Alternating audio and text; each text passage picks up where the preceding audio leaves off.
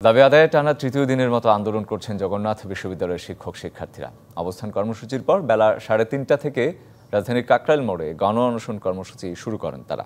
এ বিষয়ে আরও জানাতে রাজধানীর কাকরাইল থেকে সহকর্মী আতিক মেজবা লগ্ন আমাদের সাথে যুক্ত হচ্ছেন, তার কাছ থেকে জেনে নেব খবরাখবর।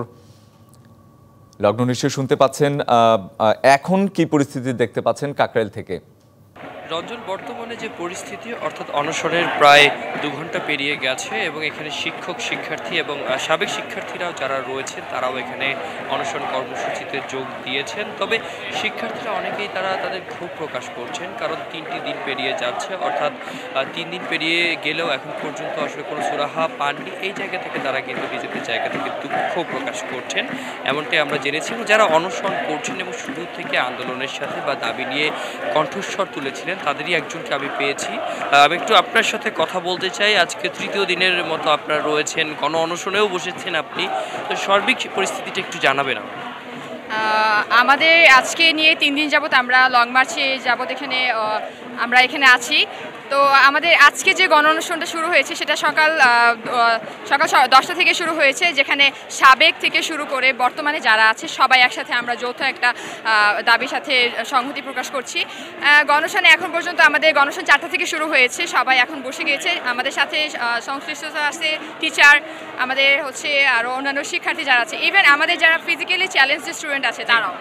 আমরা একটু শুনতে পারলাম আসলে তারা তাদের কর্মসূচির কথা বলছেন। আমরা যদি একটু ছবি দেখাই, পাশে কিন্তু যারা রয়েছেন তারা সবাই এখানে বসেছেন এবং তারা বসে কিন্তু এখানে তারা তাদের যে দাবি দাওয়াগুলো রয়েছে সেই দাবি দাওয়াগুলোর জন্য অনশনে বসেছেন। তারা জানিয়েছেন যে যতক্ষণ পর্যন্ত না তাদের দাবিগুলো পূরণ হয়নি, অর্থাৎ তাদের যে দাবির জায়গাগুলো রয়েছে, যতক্ষণ পর্যন্ত 3টি দাবি এবং চতুর্থ যে দাবি অর্থাৎ পুলিশের যে হামলা দাবি করছেন তারা, সেটির সঠিক সুরাহা বা বিচার হবে না, ততক্ষণ পর্যন্ত তারা থাকবেন। আমাদের সাথে আরও একজন রয়েছেন, আমরা একটু তার সাথে কথা বলতে চাই। আপনিও অনশনে বসেছেন এবং সার্বিকভাবে 3 দিন ধরে রয়েছেন, আপনি অফিয়ারে আমাদেরকে জানাচ্ছিলেন, সার্বিক পরিস্থিতিটা জানাবেন। সার্বিক পরিস্থিতি বলতে আমরা শিক্ষক, কর্মকর্তা, কর্মচারী, শিক্ষার্থীরা সবাই মিলে আমরা যে কর্মসূচি দিয়েছি সেই কর্মসূচিতে আজ 3 দিন হয়ে যাওয়ার পরেও আমরা সরকারের পক্ষ থেকে তেমন কোনো আশ্বস্ত পাই নাই। কিন্তু একটা যদি দুঃখের সাথে বলতে হয়, একটা বিচ্ছিন্ন ঘটনাকে কেন্দ্র করে, একটা বোতল ইস্যুকে কেন্দ্র করে মাহফুজ সাহেব তার ব্যক্তিগত ক্ষোভের জায়গা থেকে জগন্নাথের শিক্ষার্থীকে ডিবিতে তুলে নিয়ে গেল। কিন্তু আমাদের দুঃখের বিষয়, একই দিনে পুলিশ। শাইনি চুলে এখন হবে সব হেয়ারস্টাইল, সিল্কোর দ্বিগুণ শাইনি চুল প্রতিদিন। এই সরকারের পেটুয়া বাহিনী দিয়ে জগন্নাথের শিক্ষার্থী, ছাত্র, শিক্ষকদেরকে লাঠিচার্জ, টিয়ারশেল। আপনারা 2 ঘন্টার একটা আলটিমেটাম দিয়েছিলেন এই ডিবি অফিসে নিয়ে যাওয়ার বিষয়ে, আপনাদের পক্ষ থেকে কোনো যোগাযোগ করা হয়েছে কিনা? আমরা 2 ঘন্টার আলটিমেটাম দিয়েছি, এখনো পর্যন্ত যোগাযোগ করা হয়নি। আমাদের 2 ঘন্টা আলটিমেটাম যদি এর মধ্যে শেষ করা না হয় এবং 2 ঘন্টার মধ্যে তাকে ছেড়ে দেওয়া না হয়, আমরা এখান থেকে সরাসরি ডিবি অফিস ঘেরাও করে আমরা তাকে উদ্ধার করে ছাড়িয়ে নিয়ে আসবো। 2টো দিনে আসলে কোনো সুরাহা হয়নি, আজকে তৃতীয় দিনে চলে এসেছেন। আজকেও যদি কোনো ফলাফল না আসে সেক্ষেত্রে আগামীকালকের কর্মসূচি কেমন হতে পারে বা সেই সিদ্ধান্ত কখন আসবে বলে আপনি জানাবেন?